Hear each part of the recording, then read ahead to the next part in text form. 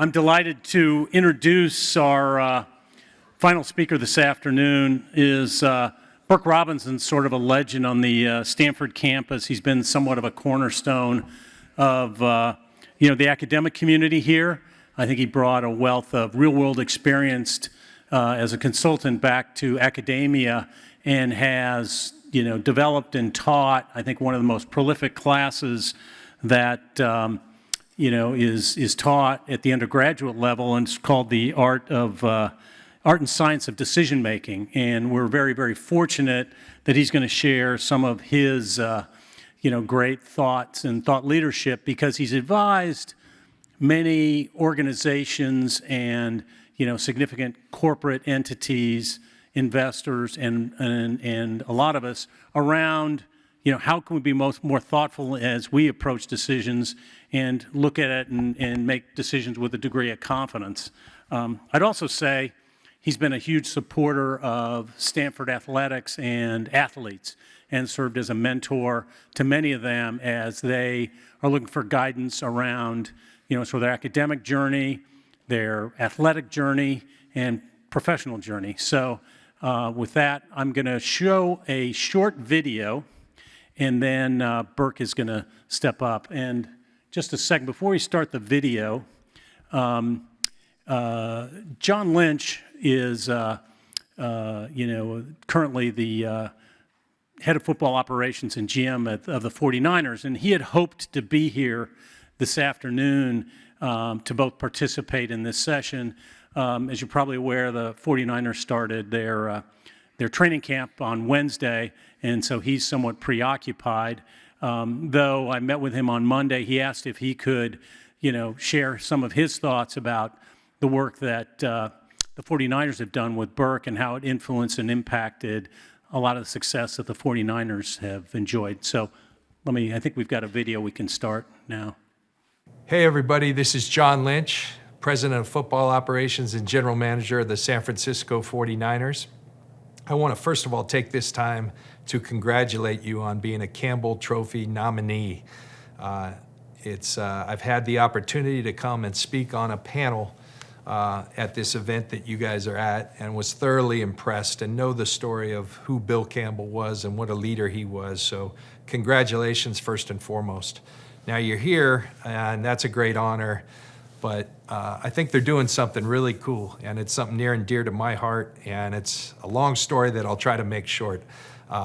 I spent about 3 years and a quarter at Stanford from 89 to 92, long time ago, and I ended up signing in professional baseball after my junior year, came back for my senior year because a guy named Bill Walsh asked me to come back for football. I was playing minor league baseball. As a result, I didn't finish my degree. Much later, we have 4 kids, and my son, one time we're having a conversation, and I was talking like we often do at the dinner table. We're Lynches, we finish things. And my son, who's a great kid, now is a coach for the University of Washington, just starting his coaching career. Jake looks at me and says, "Why, Dad, you don't?" And I said, "Wow, Jake, what was that all about?" "Well, you never finished your degree." So that sent me on a journey to go finish my degree at Stanford. And in doing so, I wanted to take really meaningful courses, and so asked word of mouth and asked people, hey, what would be a really cool class? And everybody kept mentioning this one taught by a man named Burke Robinson. It was in the MS&E, Management, Science, and Engineering School, and it was a class called Decision Analysis. And I felt like I was broadcasting at the time, but just on family decisions, things like that. I wanted to know the science of decision making. I had always made decisions by gut, writing pros and cons list, and heard that this was a really cool class and that Burke was a really neat guy, entrepreneur, had done wonderful things in the business world, and now was teaching this great course. So I would go back, I take the class, and I'll never forget one of the coolest, kind of units of the class was the construction of a vision statement, whether it be, for you as an individual, whether it be for your company, whether it be, he used NASA at the time about going to the moon and as one of the great vision statements of all time, and all the qualities. And we all went through the exercise of building this vision statement, and it really always stuck with me. Fast forward to me taking the job with the Niners, I won't get into all how that happened, but I joined forces with Kyle Shanahan, who I couldn't have been more excited to join forces with. And I remember knowing that I had played for Kyle's dad, I had played for Monty Kiffin, who just passed, and we just had a tremendous ceremony for, and that was Kyle's first professional job working for Monty Kiffin. So there were a lot of parallels that drew us together as to what we thought built championship teams in football. But I remember saying, Kyle, we have to not just understand that we have like-minded philosophies, we have to capture those somehow. And we were thinking, how do we do that? And there was so much to do. You're behind when you join an organization that late. You got the draft coming. So for our first draft, I convinced Kyle on a Saturday to come into our facility, and I called Burke, and I said, hey, Burke, could you do this for us? And could you come down, and we want to create a vision statement for the Niners and how we're going to bring the Niners back to competing for championships. Convincing Kyle was a challenge because Kyle just wanted to get to work. All he wanted to do was watch film, study prospects. But I said, Kyle, this will be the most important thing because hopefully what we have coming out is our blueprint, our guiding light as to here's what we believe wins championships. And everyone in this organization should be able to know exactly what it is that we believe. And so we did that. We got in our draft room. There were about 15, 20 people, including our owner, Jed York. It was going well, brainstorming session. Then about half hour, I could see we were losing Kyle. Burke sensed that, I think. He kicked everybody out except Kyle and I. And he said, Burke said, you two are running this. Let's get down and let's finish this, Kyle, because this has to be something you feel great about. Kyle kind of woke up, and next thing you know, we spent about 10 hours in there, and we had our first vision statement. We talk often. That's always up in a draft meeting and a free agent meeting. We don't share it a lot with our players. It's more for the scouting. I always show our rookies, so we do share with our players when they come in. Here's why you were chosen. But it really is the guiding light, and I think the most important thing is that it's not just a document. It's like a living and breathing document because it's our belief system. And it's something we've added to. It's something that we continue. It evolves, and some things stay the same. But then when we feel like we have to change something or we've learned something new, we add to it. And it was only with Burke's expertise in making, his business card used to say, making damn good decisions, and the science behind that. Burke was a tremendous asset to our organization. It gave us a great start and captured our belief system. I'll forever be grateful to Burke. He knows that. And I challenge you all to make the most out of it because it's a great exercise. I've done it for my own family, and it's a really cool exercise. And so make the most of it. Again, congratulations. Enjoy your seminar, and congratulations to you all. Okay, I couldn't get a better introduction than that.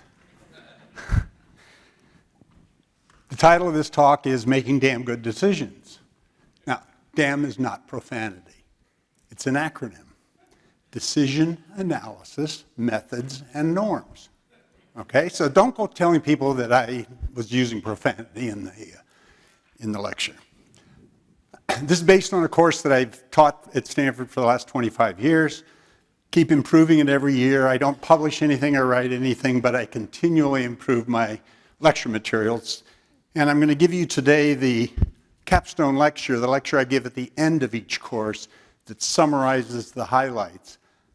But it's an active demonstration with real money. So I think it'll keep your interest. Let me first review a few things that I've learned over several decades of management consulting. Good decision making is about doing the right things in the right way with the right people. Now, the right things are a focus on the content, what we call the what. And there's 6 elements there that comprise the decision quality spider. And each of those is an important piece of developing a good decision. I'm not going to go through each of those today. I'm just going to take a few of them and highlight them. The next most important thing is about the discipline in the process. This is the how. How do you get it done? Top down, bottom up communication. We call it a snake process. So a lot of people say, you decision analysts, you're talking about spiders and snakes.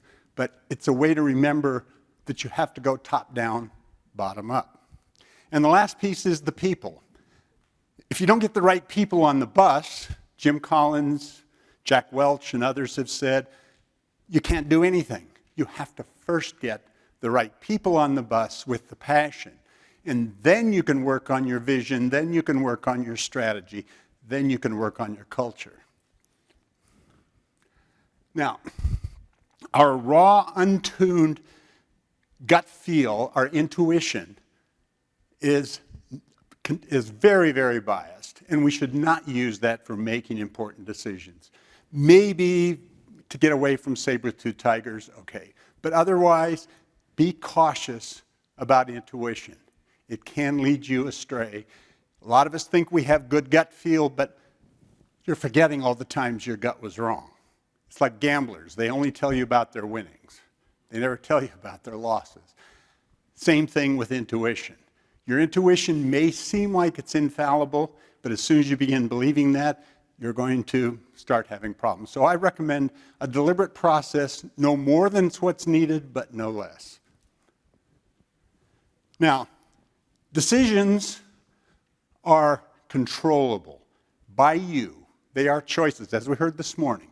A decision is a choice by you, and you control what you decide to do. And that's where you should focus most of your attention. They're not sound bites or mantras or wishes, hopes, or dreams. Those can all be aspirations, maybe part of the vision, but that's not what a decision is. Decisions are thoughtful actions, or if you want to think about it, actionable thoughts. It's the combination of the two, thought and action. That's what a decision is, and that's where your focus should be. Your focus should not be on the uncontrollable outcomes, other than to assign a probability that on each of these outcomes as a result of expert judgment about how likely is something to happen. Go ahead and assign the probabilities, but you don't spend your time worrying about what happens with uncertainties.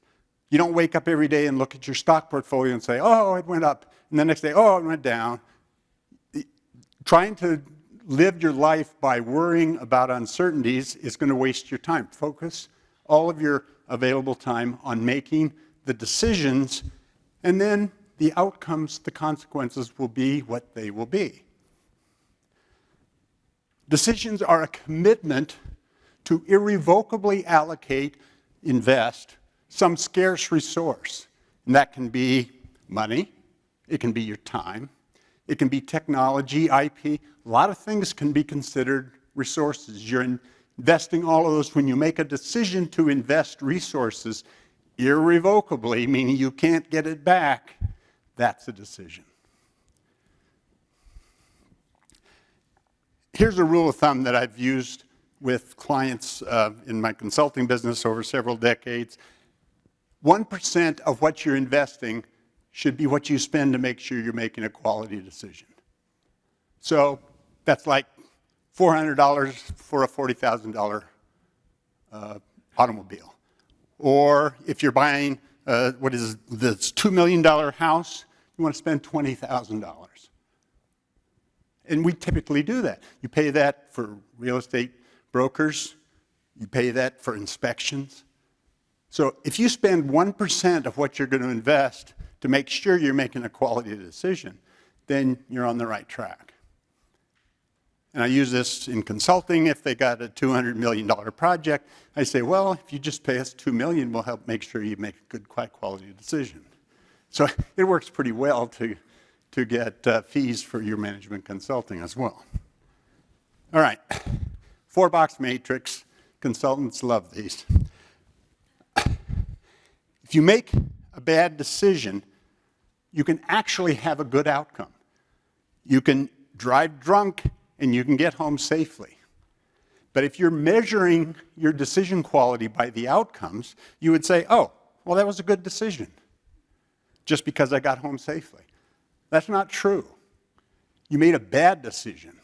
So if we reward by outcomes, we are risking rewarding a bad decision. You can drive sober, make a good decision to drive sober, and you could still have a serious accident. If we're judging by the outcomes, you'd say, oh, that was a bad decision to drive sober. So you've got to be careful not to measure by the outcome. You measure by the quality of the decision.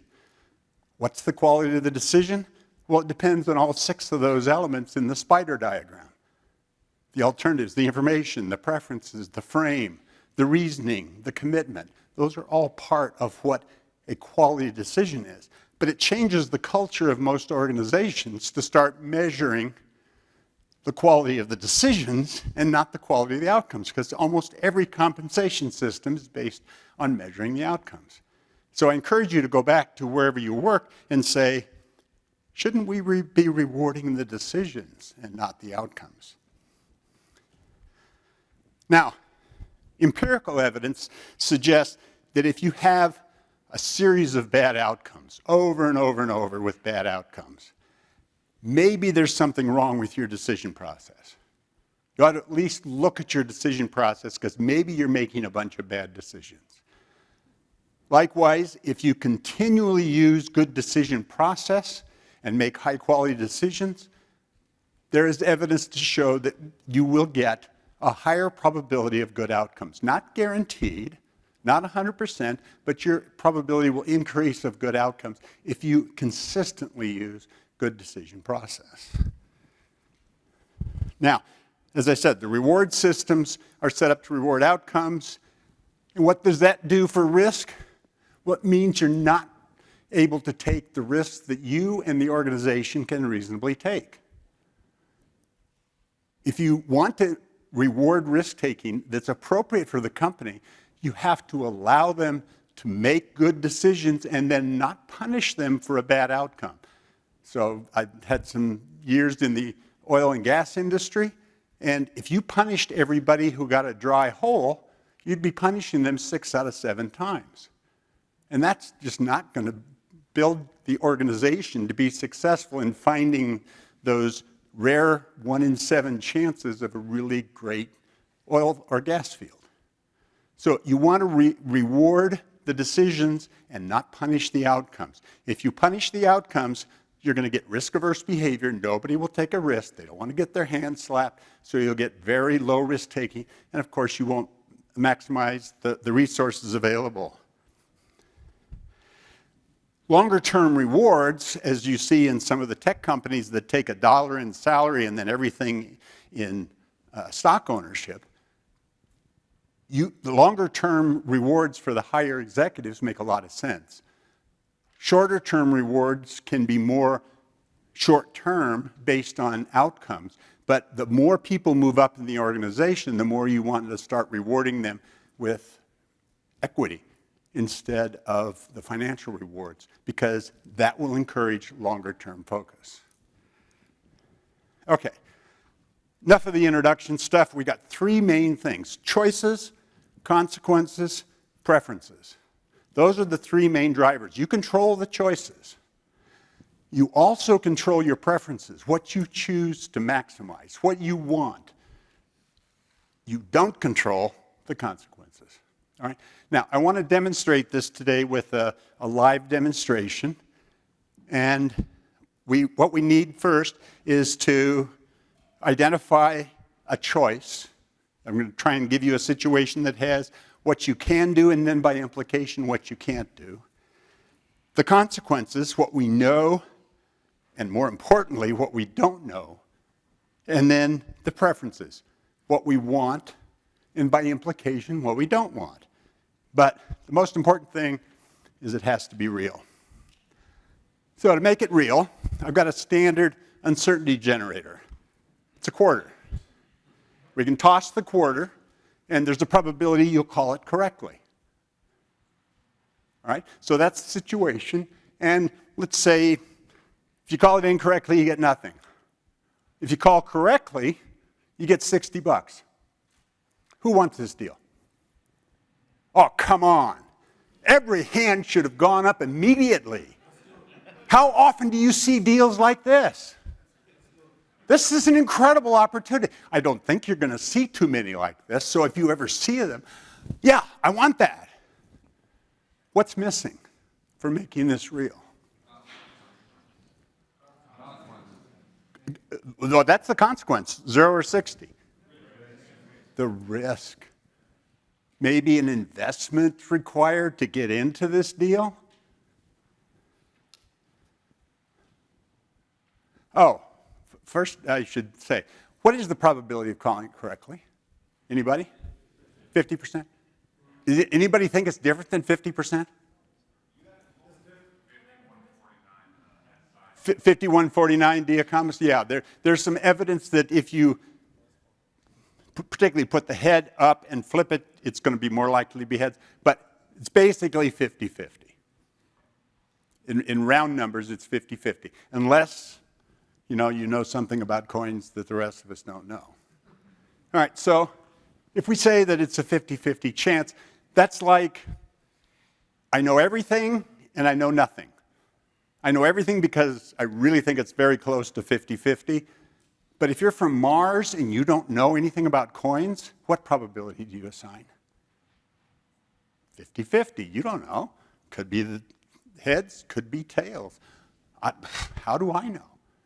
So 50-50 is an interesting thing here because it's both, a lot of certainty around it because it's a very narrow variance, and it reflects no real information whatsoever. There's a concept called the expected value. The expected value is the probability weighted average of this deal. Now, expected value, people tend to think, oh, it's expected. That's what I expect to get. No. Expectation is just a mathematical calculation of the probability weighted average.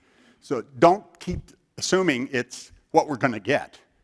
It's just if we did this experiment over and over and over and over and over again, the long run average is the expected value. What is the expected value of this? 30.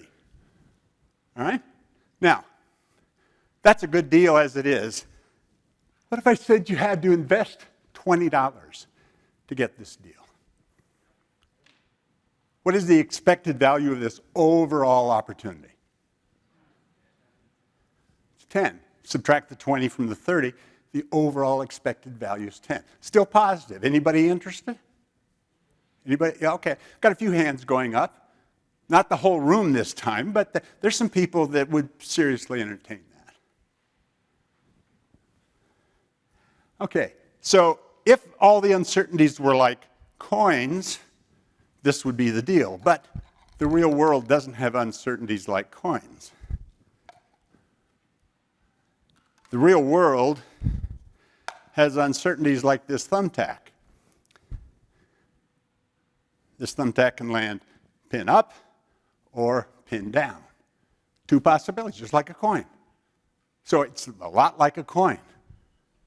And if I put it in the cup, and I shake it up, and I toss the cup upside down on the table, that thumbtack will land one way or the other. Would you like to have the thumbtack instead of the coin? I see some head shaking no. Anybody that likes the idea of the thumbtack? What's the concern with the thumbtack? That it may be biased, but maybe you don't know which direction the bias really is, but you're just afraid that it's not 50-50. Is there anybody who has that concern? Okay, I say quite a few hands on that. Let me suggest something here. Here's a biased thumbtack. 80% chance of pin up. Same argument for pin down, just the reverse argument for pin down, but it's 80% bias of this. If you know the direction of the bias, then of course you're going to call in that direction and have a higher probability of calling correctly. What if you don't know which direction the bias is? What if you can think of as many reasons why it's going to be pin up as pin down, and you just feel it's got to be biased, but you just don't know which one? What is your probability of calling correctly then? It's back to 50-50, right? Because you really don't know. Bias could be up, it could be down. If you don't know, if you have information, great, use it. If you don't, you're back to 50-50. So there's your call for the biased coin. And notice there's two paths that are called correctly. What is the overall probability of those paths? 40 plus 10 is 50. Wow. 50% chance of calling correctly with a coin, 50% chance of calling correctly with a thumbtack. If we look at an unbiased thumbtack, what are its probabilities of calling correctly? 25 and 25.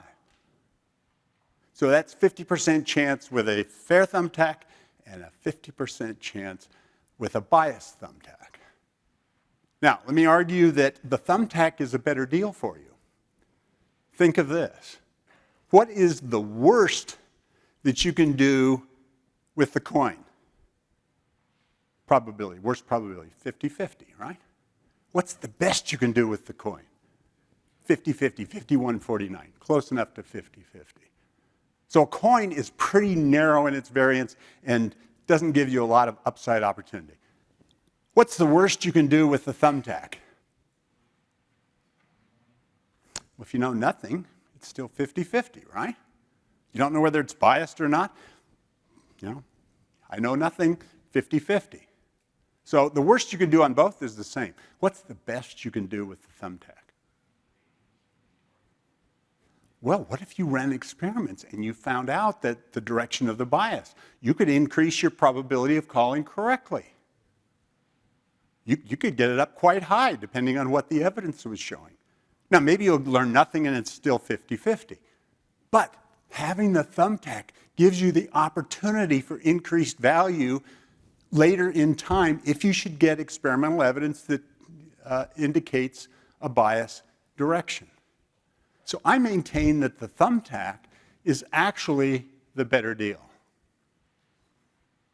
And that's worth thinking about, because that means having a situation that's uncertain is better for you than having a situation which is low variance close to certainty. It's worth thinking about, isn't it? All right, what is still missing from this? If we put these probabilities in there, I think without any additional information about the bias, you'd have to conclude that it's the same deal as the coin, 50-50. But what's really missing from making this real? There's one key thing. What is it? It's real money. Here's $60. Now it's real. Now I want you to think about, do you want this opportunity? Is this a choice that you want to make? Are your preferences such that you're willing to take this kind of risk? And are you willing to live with the consequences, whether you win 60 or nothing? And it costs you $20 to get in. So think about that. I will give this opportunity to the first person who comes up here and puts $20 in my hand.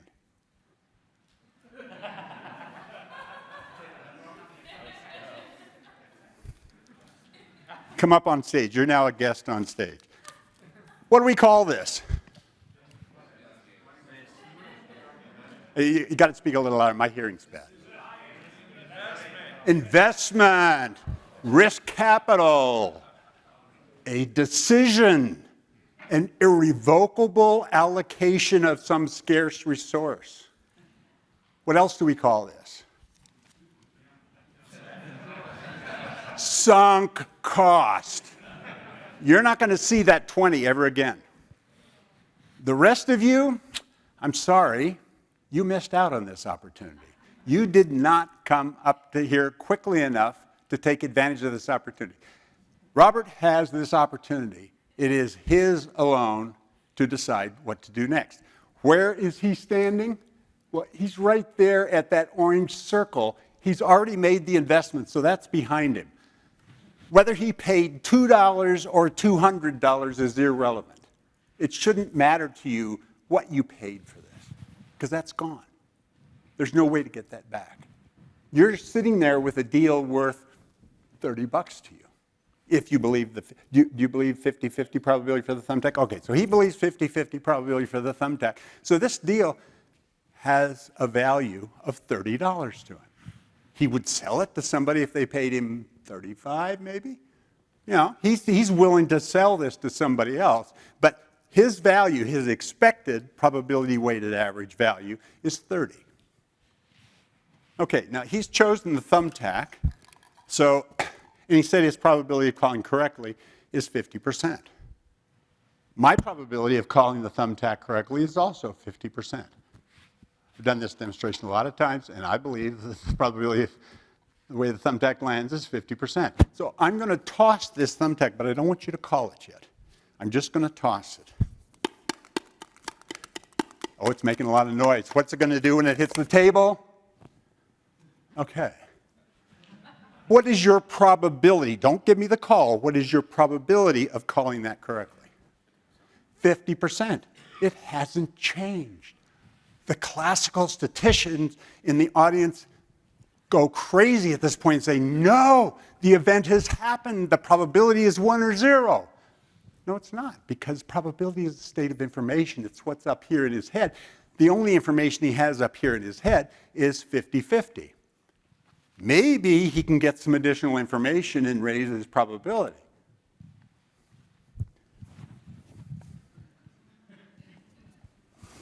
What is my probability of calling it correctly? Now, first, let me tell you to assume that I have good eyesight, that I have a good memory, and I'm not going to lie. I want you to assume that for the purposes of this demonstration. Whether that's true or not, it doesn't really matter. You can assume that that's to be true, and I'll live to that. It occurs to me that I have some information that may be of value to you. How much would you pay me for my information? $10. That's the most you'd pay. Let me ask this. What is the value to you if I give you the information of this whole opportunity? 60. And the value to you before was what? No. 20 was your sunk cost investment that you're going to forget about because that's irrelevant. 30. So the value with the information is 60. The value without the information is 30. What's the maximum value of the information itself? 60 minus 30. You should be willing to pay up to 30. Now, you don't want to pay 30 because that just gives away all your upside profit. So you'd like to bargain with me to pay something less than 30. You might. Oh, sorry. My man. All right. So would you pay a little bit more than 10? I'll do 20.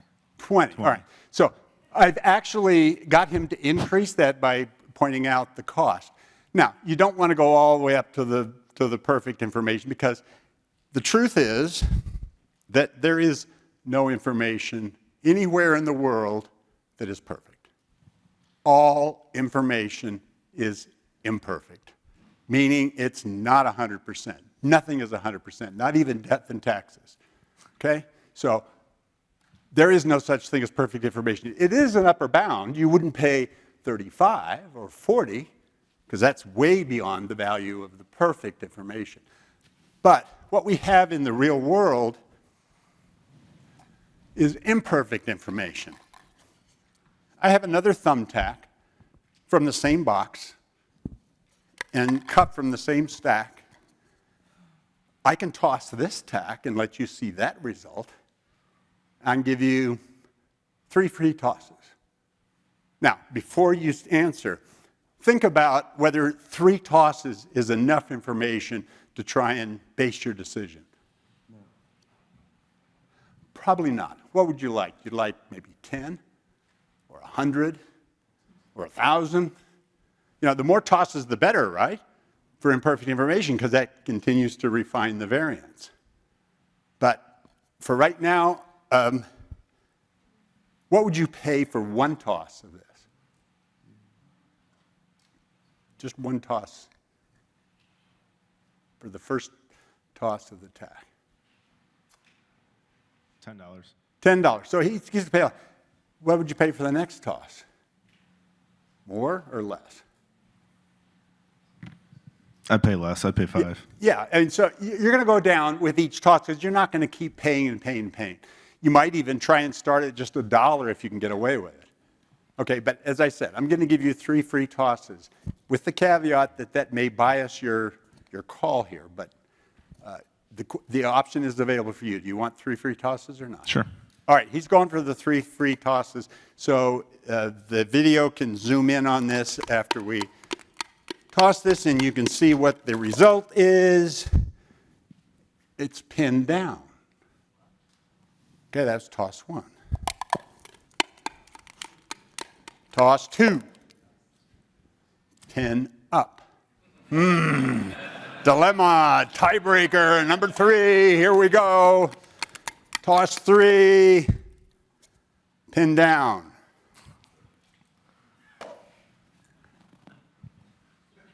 Okay, before I ask him to call, did he make a good decision, consistent with the choices that were available, with his preferences for risk and reward, for the consequences of possibly losing the 20?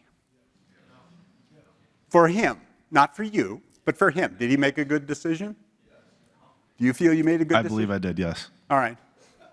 Here's the question you ask for anybody that gets the wrong answer, that guesses incorrectly.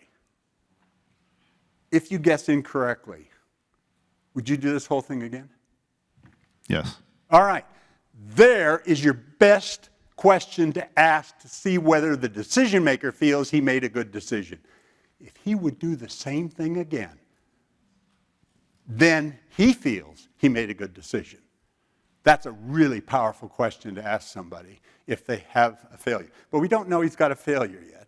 So it's time for the call of that thumbtack. What are you going to call?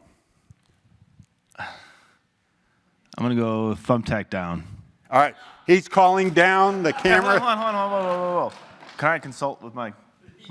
Can I... If you feel the need to. What does everyone think? Yeah. I think I made the right decision down. All right. He's going with down. We're going to zoom in and see. And it's down. Hey. There's $60. Double or nothing? Oh, I have an even better deal. I have a die, a really big die.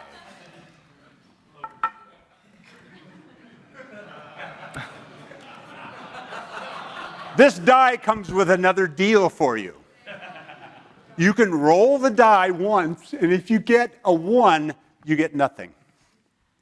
If you get a 2, 3, or 4, you get $120. If you roll a 5 or a 6, you get $240. What is the expected value of this? Would you like to know? Yeah. I'll show you. I calculated. I don't want you to have to do it. It's $140. But you have to pay $40 to get this deal. Now that means you have to pass on the opportunity cost for the 60. You either get the 60 or you get the die roll opportunity. You can't have both. And you can't take the winnings from this and apply it to that. This is a... I'll do it. Oh, he's going to do it. Where's the money first? Huh? I want to see the money first.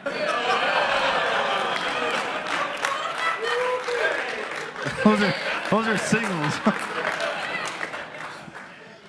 Okay, so he wants to do this, but let's ask a few questions first.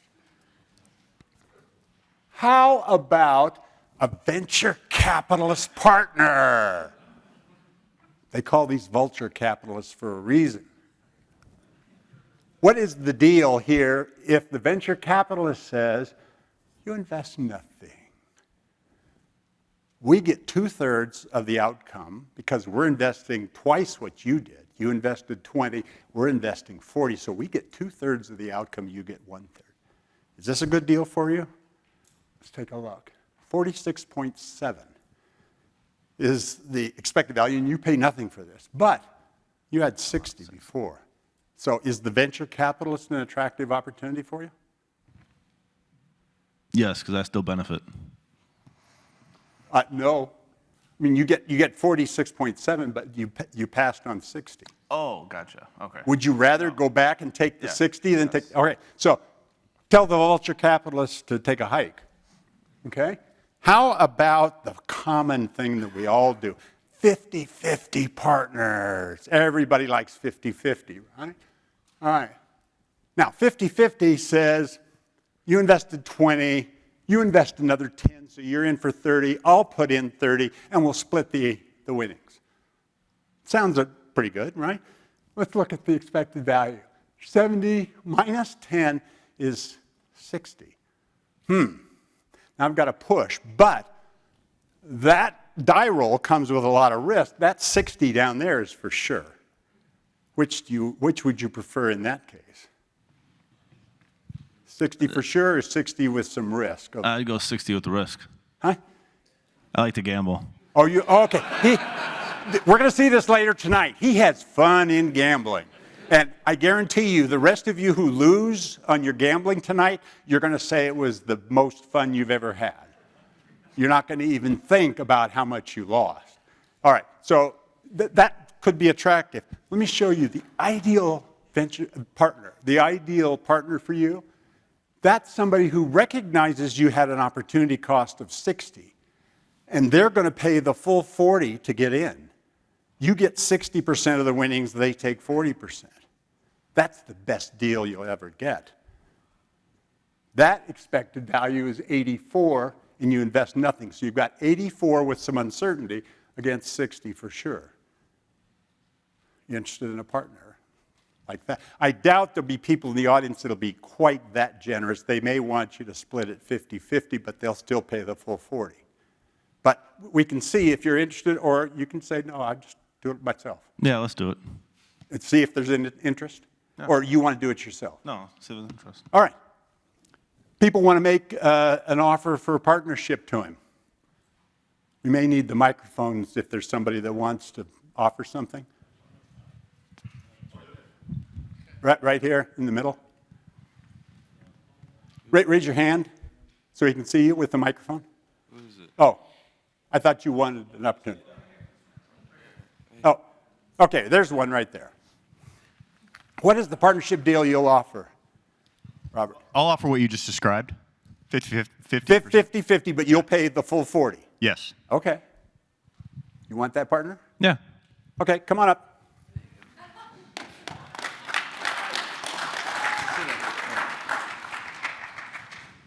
We're not done yet. Come on up. You guys have, this partnership has some additional decisions to make.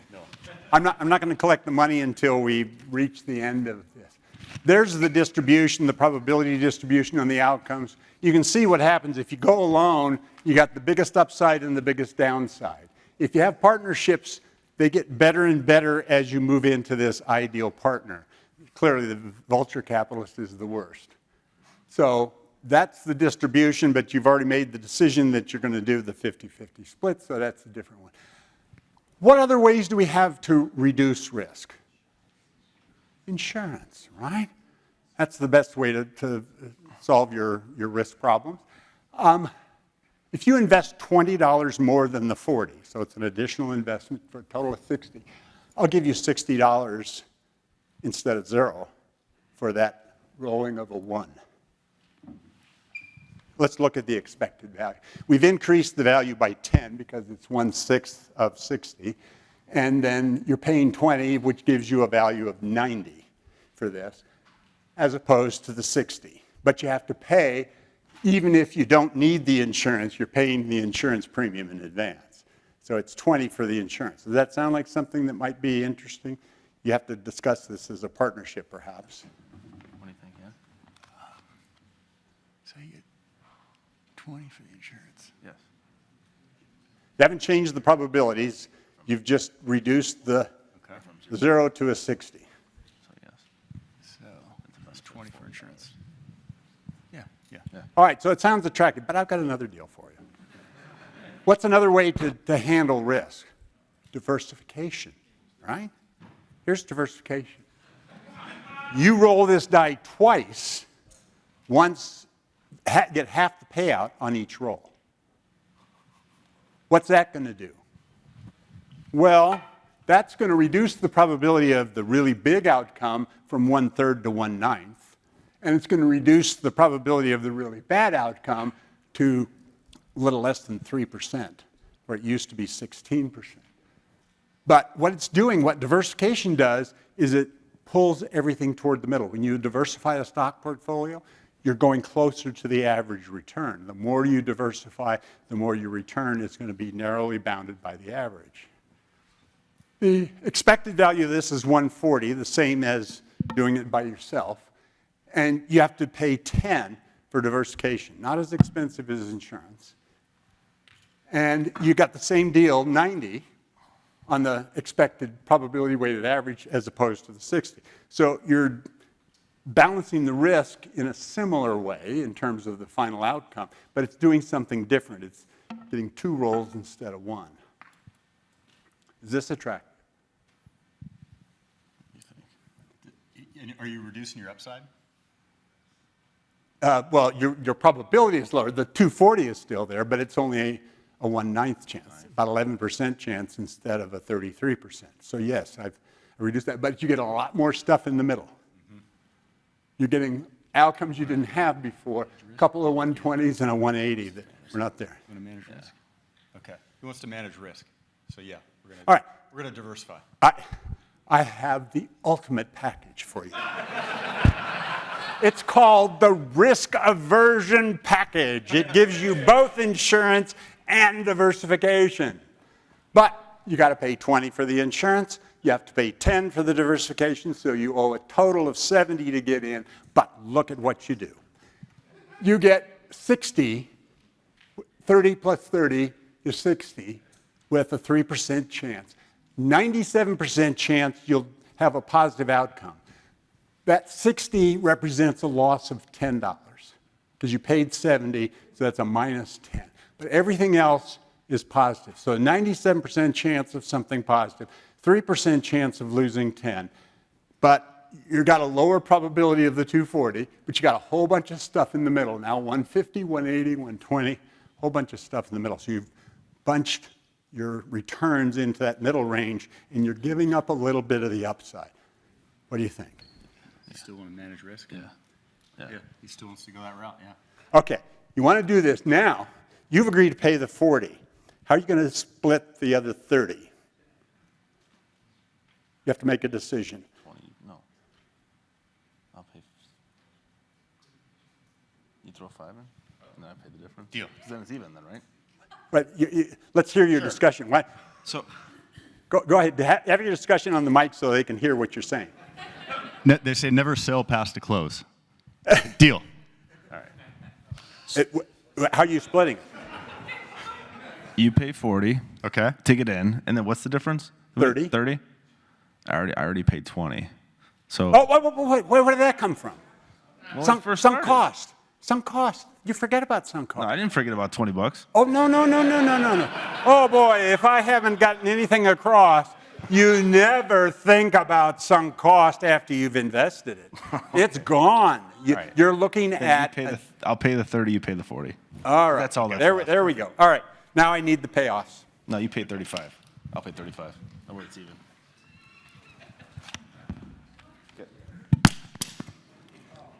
Yeah. Change for $1 million? I can change you what... You're going to destroy the mics for us, huh? Sorry about that. No, it's okay. It's not my mic. 40. Okay, there's 40, and I owe you 5 then? Yes. There you go. And That's 40. And there's 30. You were splitting it 35, Yeah, 35, right? 35. So you owe me another 5, or you give me 20 and I'll give you a 5. All right, there we go. All right. Folks, what do we call this? Investment capital, risk capital, a decision, an irrevocable allocation of scarce resources. And we call it sunk cost, never to be considered again. don't know what you're talking Sunk about. cost is gone, done. Please do not fall into the sunk cost fallacy. All right, we have 2 rolls of the die. How are you going to split it up? 1 each, or? 1 and 1. All right, there's the die. Who's going to roll first? Before they roll, did they make a good decision? Did they consider their choices, their preferences, and the consequences? That's all 6. We're good. Yes? What do you feel? Do you feel like you made a good decision? I do. You feel like you made a good decision? All right, let's reward the decision before we know the outcome. And now, if it lands on its point, Reroll. we re-roll. If it lands flat, it doesn't matter whether it bounced off the wall or off the stage. As long as it's flat, it's good. All right, ready for the roll? Drum roll. It's like craps. 6. Oh, they're heading for the big one. Whoa. Winner. And this one, you better roll Check, not check. a 1, but something better than a 1. You want a 6, right? Well, yeah, if you can do a 6, more power to you.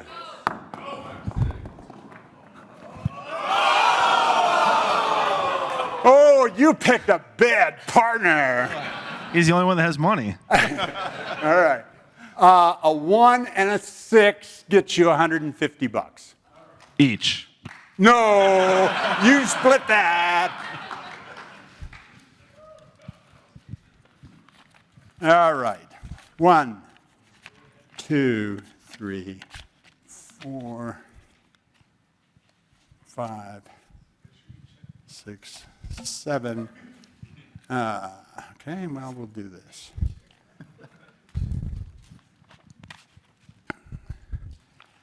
Oh, boy. You got 5 singles in there? Yeah, I do, but Those for later? no. I put some of this in the. Here, I got a 5. No, you got. All right, yeah, I gave you a 5. So let's see. So it's 75 for each. So if I give you 80, you give me 5. 1, 2, 3, 4. There's your 80. There's 5, and yours is 1, 2, 3, 4. Do you have that 5 that I gave you? Yeah, they're all valid. Don't worry. Jeez, listen to this guy. You gotta trust me. There you go. All right. Thank you. Now, you're done. You guys can go enjoy. Drinks are on them tonight. Okay. Thank you. Okay, just got a few things to wrap up because John introduced the vision statement so nicely that I thought I'd show you the process for coming up with a vision statement. When people talk vision, mission, goals, objectives, big, hairy, audacious goals, culture, you got a lot of platitudes. Nobody writes them down. They just mouth a few platitudes and everybody goes, oh yeah, that's good, good, yeah, right, yeah, that'll be our culture, that'll be our vision. Those are horrible processes. Vision is critical, as we heard this morning. Vision is actually critical to have a clear, written down vision of what you want to accomplish. And I believe that the vision is the top piece. It's visual, you can see it. That's where the word comes from. It should be something you can see personally or organizationally. All right, so let me go through a few introductory slides. Oh, one thing I didn't do. What was the decision? What were the decisions that we made in this last example? There were 2. There was an investment in the thumbtack, $20. That was a decision, irrevocable allocation of resources. What was the second decision? Risk aversion package. The partner decision came, but there was no money exchange. The money exchange was for the risk aversion package. 2 decisions. Choices, controllable, they decided. Oh. Uncertainty. What were the 2 uncertainties? What things did we not know before this demonstration started? The results of the tack, the results of the die. Those were the uncertainties. What were the outcomes? For the tack, pin up, pin down. For the die, 1, 2, 3, 4, 5, 6 on each roll. Those are the outcomes. What were the sunk costs? Those were the investments, the $20 and the $70. What were partnering insurance and diversification?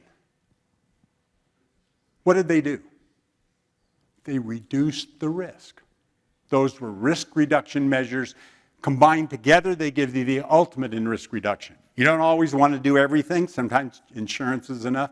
Sometimes diversification is enough. But if you got a big enough risk, you do both. What was risk? What is risk? Risk is variance. Risk is how much spread there is in the possible outcomes. Diversification brings it together. Insurance cuts off a downside. So they are both risk mitigation measures. What was reward? What was the reward here? There was no reward in the beginning one. The only reward was at the end. It was $150. Okay, so I've illustrated all the basic concepts of decision making in this one example. And the slides can be made available to them. You can use this in your organization if you want to do this demonstration for your company or for your family or friends. Go ahead and do it. It's a very powerful demonstration. Just be prepared to lose a little bit of money. All right. This is probably an urban legend, but it's funny. It's a transcript of a dialogue between entities along a rocky coast. It shows the importance of appropriate framing. Framing is essential. If you're not framing the right problem, you're in trouble. If you're doing a bunch of analysis and decision making over something that you don't have well framed and well thought out, you're going to make mistakes. You're going to be biased, you're going to miss something. It's important to get the frame right so you know what problem you're trying to solve. First message, please divert your course 15 degrees to the north to avoid a collision. First response, recommend that you divert your course 15 degrees to the south to avoid a collision. This is the captain of a Navy ship. I say again, divert your course. No, I say again, you divert your course. This is one of the world's largest aircraft carriers. We are accompanied by 3 destroyers, 3 cruisers, numerous support vessels. I demand that you change your course 15 degrees north. That's 15 degrees north, or countermeasures will be undertaken to ensure the safety of this ship. We're a lighthouse. Your call. Always know what the frame is before you try and reach decisions. Here's one of my favorite authors. This is Charles Dodgson, wrote under the pseudonym Lewis Carroll. This is from Alice in Wonderland. Alice was wandering through the Wonderland forest when she was a little startled to see the Cheshire Cat sitting on a bough of a tree a few yards off. The cat only grinned when it saw Alice. It looked good-natured, she thought. Still, it had very long claws and a great many teeth. So she felt it ought to be treated with respect. Cheshire Puss, she began rather timidly, as she did not know at all whether it would like the name. However, it only grinned a little wider. Come, it's pleased so far, thought Alice, and she went on. Would you tell me, please, which way I ought to go from here? That depends a good deal on where you want to get to, said the cat. Oh, I don't much care where, said Alice. Oh, well, then it doesn't matter which way you go, said the cat. So long as I get somewhere, Alice added as an explanation. Oh, you're sure to do that, said the cat, if you only walk long enough. So the important thing here is you need a vision for where you want to get to. Without that, you could be wandering around for a long time. You'll get somewhere, but it may not be anywhere that you really like. So I think it's a very apt story for thinking about vision. As John said, the best vision statement I have ever seen. I'm 75 years old, and I remember I was 13 when Kennedy made this statement, and even as a 13-year-old, it was powerful. He gave an address at Rice, and the link is there. I encourage you all to listen to it. It's about 20 minutes long. I don't have it to play here, but just go home and listen to that address. And if you don't find it inspiring, then I'm mistaken, because I think you'll all find it a very inspiring speech. He talked about why we're going to the moon, and that we're going to do it by the end of the decade, and bring the astronauts back safely to Earth for a reasonable cost. And he had, that was an audacious vision, but it was visual. We all could see this little spaceship going up to the moon, circling the moon, landing on the moon. Little astronauts get out, walk around the moon, get back in the spaceship, back up, come back to Earth safely. Very visual, very strong vision statement. It energized the whole country to spend the decade of the 60s with the NASA space program. Now, how did they organize their program? Well, they started with that vision statement, which was very clear and very well written. And then they said, what values does it support? And they came up with these 3 values. One of them was lead by being the first in space. The Soviets had already put an astronaut in orbit. So we were a little behind, but they hadn't gone to the moon yet.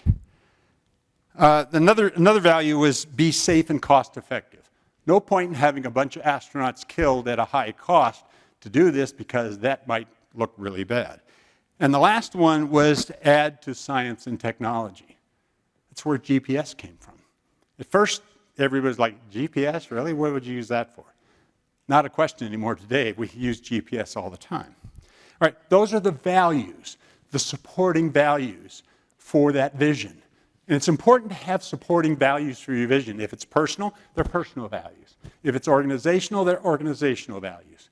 But you want to specify what the supporting values are that support your broad vision that you've specified. And that vision can be this big, hairy, audacious goal, but it has to be well defined. Then you have missions. Everybody uses mission statement and vision statement interchangeably. I don't think that makes sense. NASA got it right. Missions are the programs that achieve incremental results toward the end goal.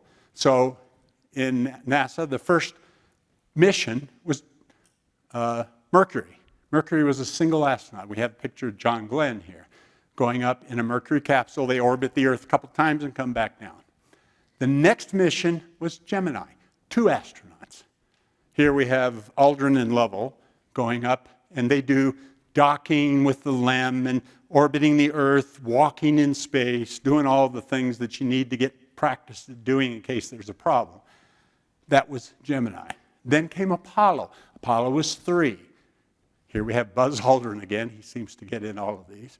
And Michael Collins, who was in the command module, and Neil Armstrong, who was in the LEM with Aldrin. Apollo was to go to the moon, undock, send the LEM down, get out, walk around, collect samples, get back in, blast off, connect with the command module, and fly back to Earth. All the Apollo missions did some variation of that. The later ones had rovers that roved around and did all kinds of experiments.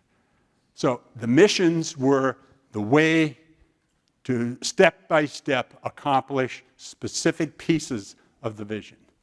Then you have goals and objectives.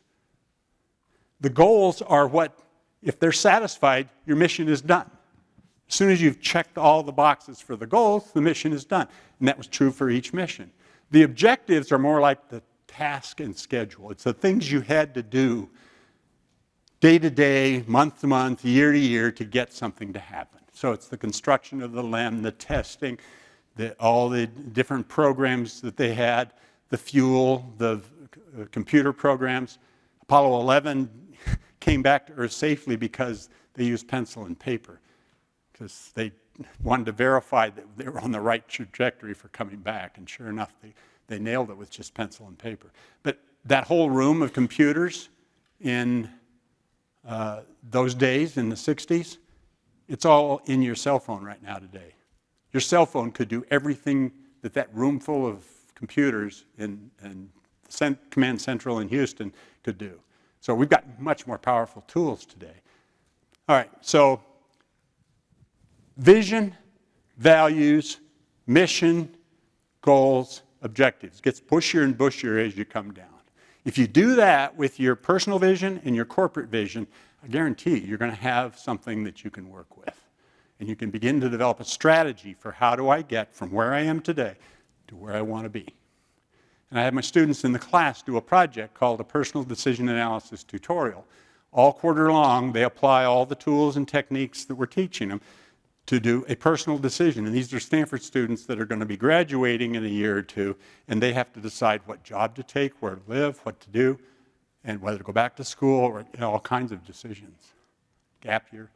So, and each of them finishes the strenuous effort, but they all say afterwards, wow, that was really worth it. I have much more clarity about what I want to do. So if you're thinking of transitioning or any other kind of personal life decision, I know I've talked to several of you who've mentioned some of the things that you're concerned about. Just think about trying to do a really solid vision statement first, and it should pay off well for you. Okay, here is the 49er vision statement that John referred to. This is the one that we did in the room before the 2017 draft. It was intended to be for the draft alone, but it became so successful in getting the people and the culture that they wanted that it is now the 49ers' official vision for the team. And the goal is to return to the dynasty of the 80s and 90s with 5 Super Bowl championships. Pretty audacious goal, right? That's the vision. The vision is we will use the 49er way, which is a combination of talent and spirit. The talent, everybody agreed to. Kyle wants to look at film after film after film and evaluate talent based on performance that he sees in the films. And you want things like speed, toughness, physicality, position-specific traits, scheme fit. All of those are part of what's in talent. But John was very interested in getting the spirit, because he knew that a positive locker room that he had seen in some of his locker rooms that he played in really has a positive contribution. And there, they used things like football passion. Do they love it? Do they want to come to work every day? But here's the one that they came up with that was an interesting combination, and it had 2 different ones that they combined together, and they said, we want contagious competitiveness. That's an interesting combination of the words. Contagion and competitiveness. I think that one still stands. Then they want dependability, protect the team above all, mental toughness, football IQ. Do they know what their assignments are? Do they know why they're being asked to do what they're asked to do for the particular scheme and the particular play? Accountability to other players and themselves. This was a real problem for the 49ers before John and Kyle arrived. They had a bunch of problems with off-the-field stuff happening in bars with guns and alcohol and all kinds of problems. And so that's why John and Kyle were brought in. Jed York said, this is unacceptable. We've had 7 years of real mess. Different coaches. They fired the GM, they fired the coach, and they hired John and Kyle. And this vision, according to John, is responsible for them getting into the playoffs as regularly as they have and getting to 2 Super Bowls. Now, yet they haven't won the Super Bowl yet, but boy, they came damn close. So there's their vision. It's improved. I mean, John said he's made modifications, and I haven't seen the modifications, and I think he wants to keep that more proprietary to the Niners. But this one was published by Peter King in his article there that's referenced. So this one is out in the public domain. All right, questions? We have up to 20 minutes if we need it. What questions do you have? I know you have questions, so I'm not going to ask, do you have questions? I'm going to say, what questions do you have? And we have a couple of mics here if there's other people that need mics to pass around. Yeah, I got a question. And first, thanks for your wonderful lecture. That was very insightful. But going back to the decision making, I'd wonder if you'd have any wisdom or thought on position sizing, right? You have a positive expected value, $20, absolutely. Love to do that. $50, sure. Would you put your whole net worth in an opportunity? And no. Yeah, so do you have any thoughts on how you would size that opportunity? Exactly. As you start adding zeros, or let's just say instead of $20, it was 20 million for 60 million. Could you do 20 million for a coin toss called correctly for 60 million? Definitely not. No, I don't think, there may be some people in the room who can, but you're probably drawing on some other resources other than what you've developed to do that. So yeah, as soon as you start adding zeros, risk attitude comes in. Now, we didn't talk a lot about risk attitude. There is a question that you ask people to determine their risk tolerance, and I'll give it to you.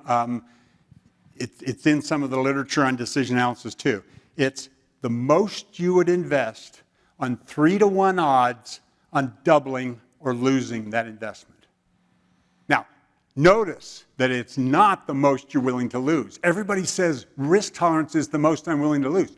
No, it's the most you're willing to invest at 3-to-1 odds, meaning flip a coin twice, and only if you get 2 tails do you lose. All 3 of the other outcomes, you double. 3-to-1 odds on doubling or losing. And what is the most? Sure, you'd like to put 100 in and just keep doing it over and over. Push yourself to the limit. Now, for companies, it's often 1 year's net income or 1/6 of shareholder equity. For individuals, it can be 1 year's net discretionary income after you pay mandatory expenses and taxes and things like that. Or it can be 1/6 of your overall net worth. Those are rules of thumb. They're not guaranteed, but they get you close to the most you'd be willing to put up. That risk tolerance can be put into a formula, usually a simple exponential curve that will adjust the values down accordingly. So the more risky the deal, the lower risk-adjusted value it'll have if you incorporate that risk tolerance. And I haven't shown you how to do that. It's a little more complicated process than what we had time to go into today. But it's very straightforward, and I'm happy if any of you are particularly interested in how to do that. Just let me know, and I'll send you the portion of the presentation that has those slides in it for doing that. But you're absolutely right. You do change how much you're willing to invest based on the overall size of the investment. Does that answer your question? Yes, that's great. Okay. Other questions? Yeah, I've got one right there. Yeah, can you share that slide deck with us, pretty please? Yeah. Is that cool? Will do. Can you Mark is remind us gonna again the take care of acronym for DAM? I'm sorry? The DAM acronym? Decision, analysis, methods, and norms. Decision, analysis, methods, and norms. And you can use it, it gets people's attention, and then you have to explain it's not profanity. Please don't get upset with me. Today, people are very sensitive. You say damn to an audience sometimes, they're like, oh, you can't say that. I'm an old school guy. I say damn. I say other things too. My name is Marty McNamara from the University of Dayton. I can't see where you are. I'm right here. There you Stand are. up. Gotcha. Okay. Thanks for the presentation. I enjoyed it. How do you account for time? Right. Sometimes you could tell people, well, you won $20, but if you would have just gone and spent an hour at work, maybe you would have made 200 or 2,000. Yeah. And so how do you bring that into the equation when you're working with people and decision makers? Time is very straightforward these days. It used to be a complicated issue. People didn't know how to account for time. For the last 40 plus years, it's been net present value of free cash flow. So if all you do is calculate the net present value, which is 1 plus a discount, you divide by 1 plus a discount rate, so things out in the future are worth less, and things today are worth the full amount. And how are you calculating the cash discount flows rate? over time? The discount rate includes inflation and a real value of money, like 1.5% that they used to trade gold for in the Middle Ages. So you put inflation plus 1.5%, and you get something around 4.5% would be an ideal Taylor rule. John Taylor at Stanford has a Taylor rule that says 4 to 5% is a really good discount rate to have. Now, if you're in a company, you want to add some more to that for debt and equity that you have to pay additional costs for. Governments can get away with 5% because they don't, their money is free. It comes from all of us, but it doesn't cost them anything to collect the taxes. So, but net present value is how you deal with cash flows over time. And entrepreneurs always believe in a hockey stick that's after 2 years it goes skyrocketing with viral marketing. Vulture capitalists know that you have to shift to the right, that hockey stick because it never comes in like the entrepreneurs want. Entrepreneurs don't believe there's any risk. Vulture capitalists believe there's only risk. And it's a battle between the two for what you use for the valuation. Thank you. Also on time value money, we usually do 10-year analyses for big capital investment projects. You still need something in there at year 10. If you take like 5 times the year 10 earnings and put that in as a placeholder for future value beyond the 10 years, it's not a bad approximation. Yes. Yeah. Jake Crisp from Northern Arizona University. Yes. I know it wasn't touched on in this presentation, which was a great presentation, by the way. I really enjoyed it. I've had a little bit of training, coursework on Monte Carlo's models for doing decision analysis, and have tried on a couple occasions to get buy-in from folks in my company that this is a valid approach. I'm curious, from your perspective, do you subscribe to Monte Carlo? If done right and all those decision tree nodes are properly thought through and talked about, just curious generally. Monte Carlo can work if you get the correlations right. Unfortunately, most of the, I'm going to take a wild step, 90% of the people doing Monte Carlos have no clue as to what to put the correlation coefficient. And even people that understand correlation coefficients get them wrong. It can be a real trap. We were working for the Alaska Natural Gas Pipeline from Alaska down to the US. And they had models that showed their costs were going to be a nice bell curve. And I looked at that and I said, no way. No construction costs ever come in on a nice bell curve. They're all logarithmic. There's a small probability you come in under budget, like 2% chance. And that's only when you have incentives to come under budget. Huge probability of being over budget. They said, well, we ran our Monte Carlo model, and it had 100 different variables, and it gave us this nice smooth curve. I said, well, of course. You put in 100 smooth curve variables, you're going to get a nice smooth curve result. But it's not accurate. It's not the way the real world works. They said, well, what are we missing? I said, well, for starters, what are the things that could cause the project to go south? Well, we have bad weather, okay? We have environmental permit regulations that we didn't anticipate. We have labor costs that increase because everybody is demanding the labor and their labor costs just went up. I said, okay, those are 3 stars, and we put another couple in, we had 5 uncertainties that they had not even considered that were huge drivers of cost that could have made huge difference in the cost. I said, let's build a decision tree with those 5 uncertainties at 3 levels each. So you got a couple hundred paths, okay? No big deal. You can easily do that with an Excel spreadsheet in less than a minute. And you get a nice logarithmic curve. And they said, okay, well, we have our bell curve and you have your logarithmic curve. We'll start the project and we'll see whose curve came closest. Whose curve came closest to the actual cost? The logarithmic one with just the 5 drivers. Now, I have done hundreds of decision analyses for Fortune 500 companies and multinationals around the world. Never have I needed more than 7 uncertainties at 3 levels each to capture 95% of all the risk in the analysis. So the idea of doing hundreds of simulations, variables simulated in a Monte Carlo, makes no sense to me. Get the 5 that are the drivers. Build a tree with those. Get whatever curve comes out of those. And it's usually not going to be a nice, smooth, nicely arranged curve. Sorry. Is there something more that I can add to that? That's helpful. Okay. It sounds like you agree that Monte Carlo is a good approach as long as it's approached properly. If you have the less than 10% of the people who actually know how to put the right correlation coefficients in, and if you get an answer that's a bell curve and you say that's believable, it's possible that something is so well contained without a lot of exogenous things that a nice bell curve will work. But the most strategic decisions have these big problem areas. Yes. Hello, Zoltan Mesko from the University of Michigan. Since you're part of the venture capital world, what are these 5 to 7 variables that determine 95% of the outcome in venture capital or even outside of it in the Fortune 500 world. Yeah. Obviously, venture capital world, I'm part of this tech scene, so Yeah. so many variables have gone wrong that Yeah, well, the problem is that you talk to a venture capitalist and you say, why did you invest in that business? And boy, do they have a story for you. It was the team, it was these great people and they could pivot to another strategy, or we really knew something about this technology, and they're making it up.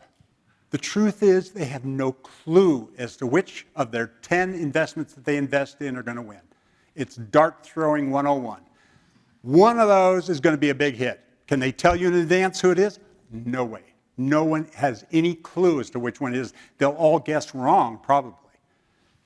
2 or 3 of them will return some small, piddly return. They'll get your money back and plus a little.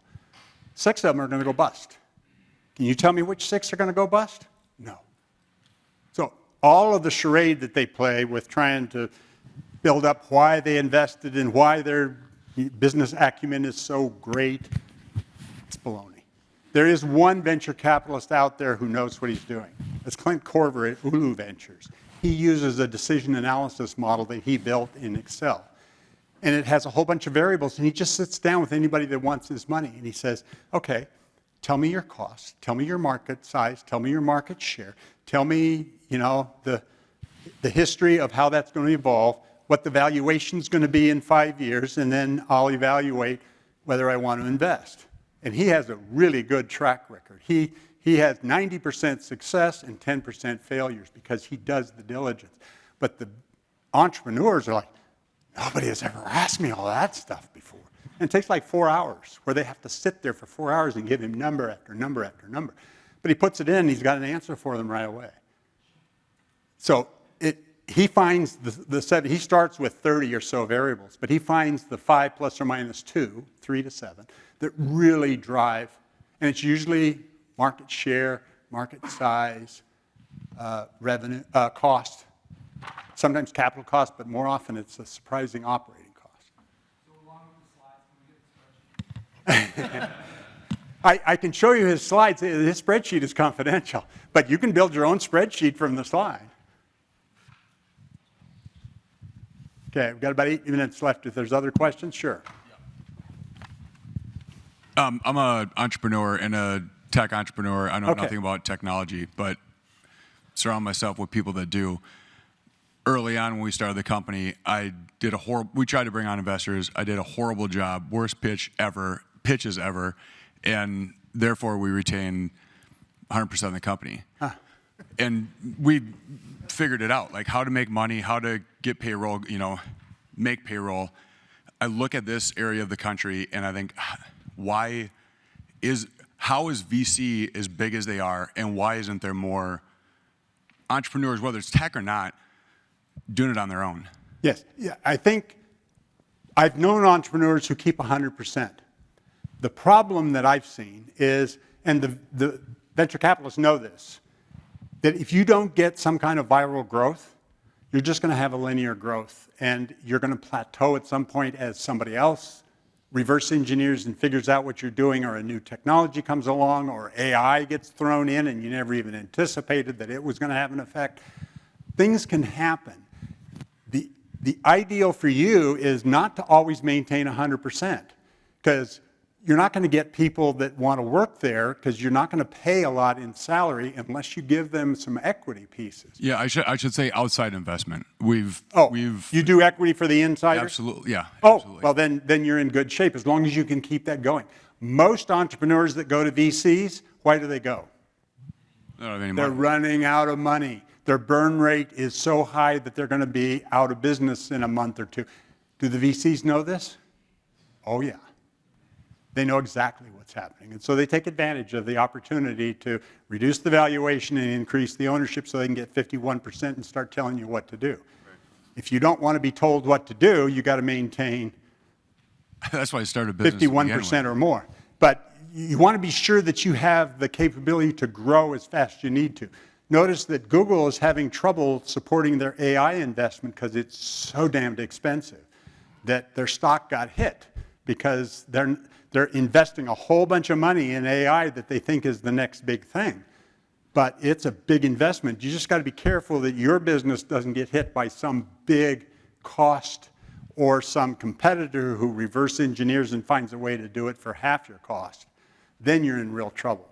So, have you seen a shift in this in Silicon Valley going away from VCs and bootstrapping it or bringing on friends or family? The whole angel community is very active.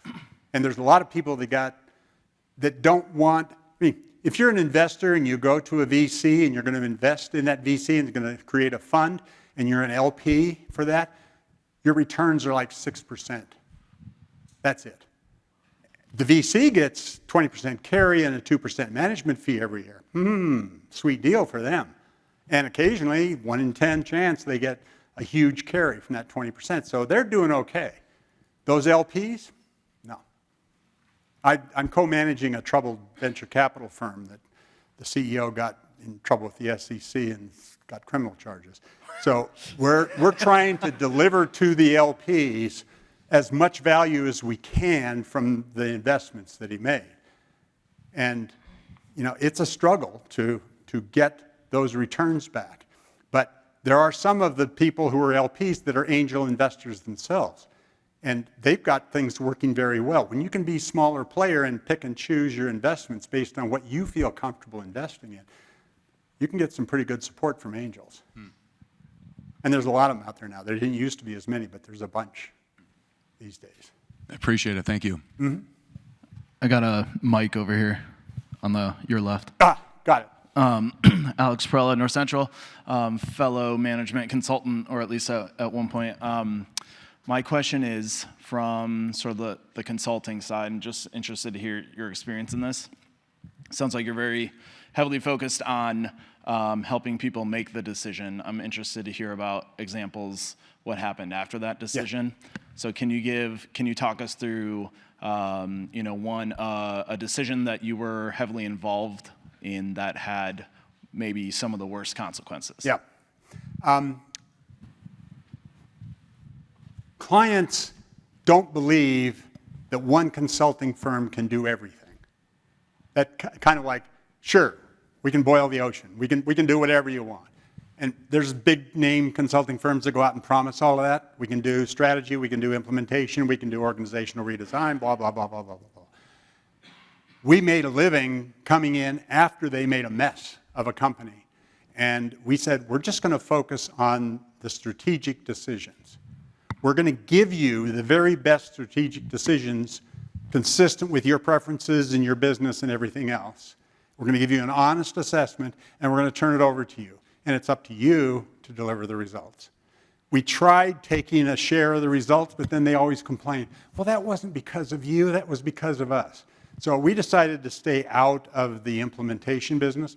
There are consulting firms that do nothing but implementation. They come in with software and systems, and they put in HR systems and accounting systems and all kinds of, and they're very good at that systems implementation, but it's given a particular strategy, then they implement.